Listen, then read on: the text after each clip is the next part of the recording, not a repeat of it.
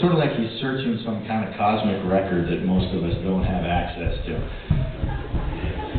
And then when he does answer it, I mean, you know, at worst it's thoughtful and considered, and at best it's insightful in a way that it only makes sense to you depending upon how open your mind is at the time. And also there's what he does with his physical presence. He walks a lot, probably more than anybody else I know, maybe. And but I think if you were to ask just about any student over here that goes to September school, they'd probably tell you that they think he's developed a more efficient means of locomotion. You know, we can call that teleportation, dimensional, I don't know what, but I can't tell you how many times I've heard stories along the lines of, so I was in Table Mesa in my car driving north, and I passed Arch walking south. And then I got to North Boulder, and there he was, sitting on a bench in front of a store. I don't know how he did it. And it's true. And when you ask him about that sort of thing, he sort of just looks at you with these soft eyes. He gets this little smile, like, I could tell you, but you're never going to understand it anyway. Personally, I kind of think it's Jedi mind tricks. I mean, I've been pretty sure sometimes that he's been in my class, and then I look and he's not there, and my mind is sort of fuzzed out like, I think he was there, but I have trouble calling up the image of him actually being there. And I think he just sort of somewhere waved his hand and said, "You will forget that I've been here." So, I mean, I find him, I'm telling you this because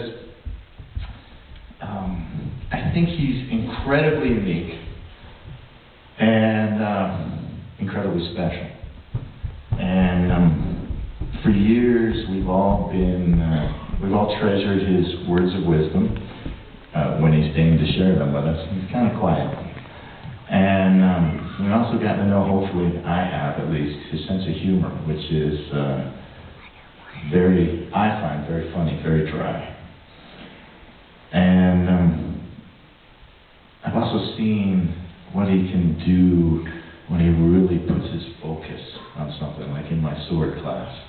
Something that grabs him and he just like locks in there. It's pretty impressive too. More than any other graduate, I think I'm really curious to see where he's going to be, you know, and what he's going to be doing in the years to come. I don't have really any idea what his life's going to be like, but it's going to be really interesting. And like I say, it's special. And I think he just doesn't accept the limitations that most of us take for granted in life. And even his nickname, well, his nickname is Argentine, which means shining like silver. And I hope that whatever happens with him, he's going to find a sense of peace and success with it.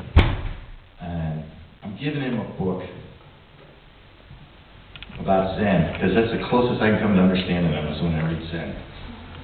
And hopefully he'll enjoy it. So, Erin McLean, come up here and get your diploma.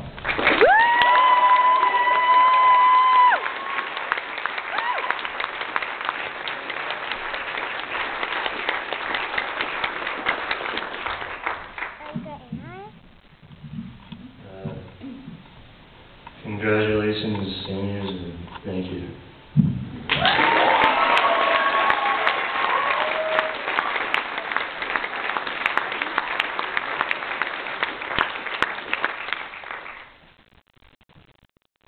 I just present somebody